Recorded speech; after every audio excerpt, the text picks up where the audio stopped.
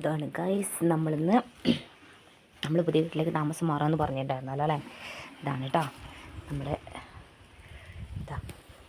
Okay, സാധനങ്ങളൊക്കെ ഇനി റെഡിയാക്കണം ഗൈസ്. വിരിച്ച് തുടങ്ങിയിട്ടുള്ളൂ. ഓക്കെ ഗൈസ്, നമ്മളിത് വിരിച്ച് കഴിഞ്ഞു കേട്ടോ. കാർപ്പറ്റ് ഇതാ ആളുകളിവിടെ വിരിച്ചു. ഇതാ ഇവിടെ വിരിച്ചു, ഇവിടെ വിരിച്ചു. ഇവിടെ ഉണ്ടായിരുന്ന സംഭവങ്ങളൊക്കെ നമ്മളിത് ഇങ്ങോട്ടേക്ക് മാറ്റി. ഇതിനൊക്കെ ഇനി അടുക്ക് പെറുക്കി വെക്കണം കേട്ടോ. ആയില്ല, അടുക്കി പെറുക്കി വെക്കാനായില്ല. ബാക്കിയൊക്കെ നമ്മളിവിടെ ചെയ്തു. ഇത് അടുക്കളയിലും ചെയ്തിട്ട് കേട്ടോ. വർക്ക് കുറച്ച് കഴിഞ്ഞ് കംപ്ലീറ്റായി. അൽഹംദുലില്ലാ, അങ്ങനത്തെ രീതിയിലാണ് കേട്ടോ.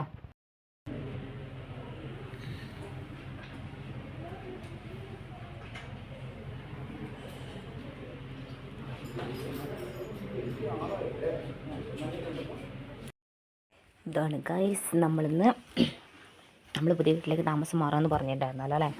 ഇതാണ് കേട്ടോ നമ്മുടെ ഇതാ. ഓക്കെ, സാധനങ്ങളൊക്കെ ഇനി റെഡിയാക്കണം ഗൈസ്. വിരിച്ച് തുടങ്ങിയിട്ടുള്ളൂ. ഓക്കെ ഗൈസ്, നമ്മളിത് വിരിച്ച് കഴിഞ്ഞു കേട്ടോ. കാർപ്പറ്റ് ഇതാ ആളുകളിവിടെ വിരിച്ചു. ഇതാ ഇവിടെ വിരിച്ചു, ഇവിടെ വിരിച്ചു. ഇവിടെ ഉണ്ടായിരുന്ന സംഭവങ്ങളൊക്കെ നമ്മളിത് ഇങ്ങോട്ടേക്ക് മാറ്റി. ഇതിനൊക്കെ ഇനി അടുക്ക് പെറുക്കി വെക്കണം കേട്ടോ. ആയില്ല, അടുക്കി പെറുക്കി വെക്കാനായില്ല. ബാക്കിയൊക്കെ നമ്മളിവിടെ ചെയ്തു. ഇത് അടുക്കളയിലും ചെയ്തിട്ട് കേട്ടോ. വർക്ക് കുറച്ച് കഴിഞ്ഞ് കംപ്ലീറ്റായി. അൽഹംദുലില്ലാ, അങ്ങനത്തെ രീതിയിലാണ് കേട്ടോ.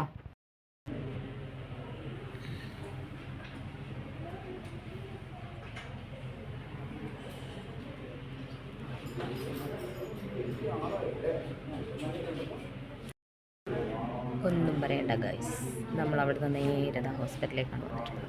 കണ്ടോ, ഡ്രസ്സൊന്നും ചേഞ്ച് ചെയ്തിട്ടില്ല. പെട്ടെന്ന് ഒന്ന് തല ഇറങ്ങി വീണു. ഞങ്ങൾ രണ്ടുപേരും സംസാരിച്ചുകൊണ്ടിരിക്കുന്നത്. അതിൻ്റെ ഇടയിൽ എനിക്കൊരു കോള് വന്നു. ആ കോള് ഞാൻ അറ്റൻഡ് ചെയ്യുന്ന ഒരു ഗ്യാപ്പ്, ആ സംസാരിച്ചുകൊണ്ടിരിക്കുന്ന സമയത്ത് ഉണ്ട്. അതുവരെ ഞങ്ങൾ ഒരുമിച്ച് എൻ്റെ ഓടത്തിലവിടെ ഉണ്ടായിരുന്നു. ഞങ്ങൾ വീട്ടിലേക്ക് തിരിച്ച് പോകാൻ വേണ്ടിയിട്ട്, തറവാട്ടിലേക്ക് പോകാൻ വേണ്ടി നിൽക്കുകയായിരുന്നു. അപ്പോഴാണ് എൻ്റെ ജ്യേഷ്ഠൻ്റെ ഭാര്യ ഓടി വരുന്നത്. വന്നിട്ട് എന്നോട് പറഞ്ഞു, ഇങ്ങനെ ഹസ്ബൻഡ് ഉണ്ട്, ഇങ്ങനെ അവിടെ വീണിട്ടുണ്ട്, അപ്പോൾ എന്നെ കണ്ടില്ലേന്ന് ചോദിച്ചു. ഞാൻ പറഞ്ഞില്ല, ഞാൻ കണ്ടില്ല, ഇപ്പം എൻ്റെ കൂട്ടത്തിലുണ്ടായിരുന്നാണല്ലോ എന്ന് പറഞ്ഞു. അങ്ങനെ ഞാൻ ഓടി ചെന്ന് നോക്കുമ്പോണ്ട് ആൾ ലെവലൊന്നുമില്ല, യാതൊരു സ്റ്റേഷനും ഇല്ല. തല ഇറങ്ങി വീണിട്ട് ആൾക്കാരൊക്കെ ചുറ്റും കൂടിയിട്ടുണ്ട്. ഒരു കസേര ഇട്ട് കൊടുത്തിട്ടുണ്ട് ഒരാൾ. അവിടെ നിന്ന് അങ്ങനെ സംസാരിച്ചുകൊണ്ടിരിക്കുന്നുണ്ട്. അവസ്ഥ ആലോചിക്കാൻ വയ്യ. ടെൻഷൻ അടിച്ച് ആകെ ഇടങ്ങറായിട്ടാണ് ഇപ്പോൾ ഹോസ്പിറ്റലിൽ വന്നത്. അപ്പോൾ ആദ്യത്തെ ഹോസ്പിറ്റലിൽ വന്നപ്പം അവിടെ ഡോക്ടറില്ല. പിന്നെ അവിടെ നിന്ന് വേഗം പെട്ടെന്ന് തൊട്ടിപ്പുറത്തെ ഹോസ്പിറ്റലിലേക്ക്, പുൽപ്പള്ളി തന്നെ ശ്രീഷ ഹോസ്പിറ്റലിലേക്ക് വേഗം കൊണ്ടുപോകുന്നു.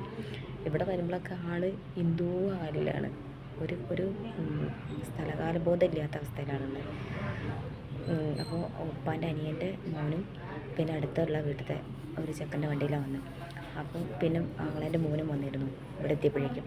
അവർ വന്ന് ചോദിക്കുമ്പോൾ പറയുന്നത്, നിങ്ങൾ വണ്ടി നന്നാക്കാൻ വന്ന ആൾക്കാരല്ലേ, നിങ്ങളുടെയൊക്കെ എനിക്ക് നല്ല പരിചയമുണ്ട്. അങ്ങനെ ഇവിടെ വന്നു ഗൈസ്, ഒന്നും പറയണ്ട. ഇപ്പോൾ കുറച്ച് സമാധാനമുണ്ട്. രാവിലെ തൊട്ടേ വയ്യായി ഉണ്ടായിരുന്നു. പിന്നെ നമ്മൾ കാർപ്പറ്റ് വിരിക്കണം, അതൊക്കെ ഒന്ന് റെഡി ആവട്ടെ എന്ന് വിചാരിച്ചു. അങ്ങനെ തീരട്ടെ എന്ന് ഓർത്തു.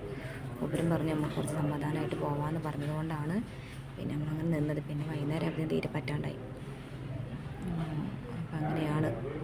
അപ്പോൾ വീണതിൽ ഇവിടെ തലേൻ്റെ ഇവിടേക്ക് ഒരു മുറി പോലെ ആയിട്ടുണ്ട്. നാവിൻ്റെ അവിടെ കടിച്ചു പോയിട്ടുണ്ട്. അങ്ങനെ മുറിവൊക്കെ ആയി.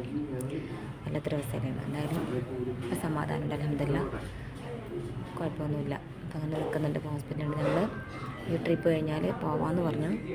നാളെ ഡോക്ടർ ഒന്നുകൂടെ ഒന്ന് കാണണമെന്ന് പറഞ്ഞിട്ടുണ്ട്. ഇപ്പോഴത്തെ ഒരു കണ്ടീഷൻ ഒന്ന് ക്ലിയർ ആവട്ടെ എന്ന് പറഞ്ഞിട്ട്. Okay okay, bye. എല്ലാവരും ദുആയിൽ ഉൾപ്പെടുത്തുക. ഓക്കെ, നാളെ നമ്മുടെ അടുത്ത വീഡിയോ ആയിട്ട് വരുന്നതായിരിക്കും. Okay, by.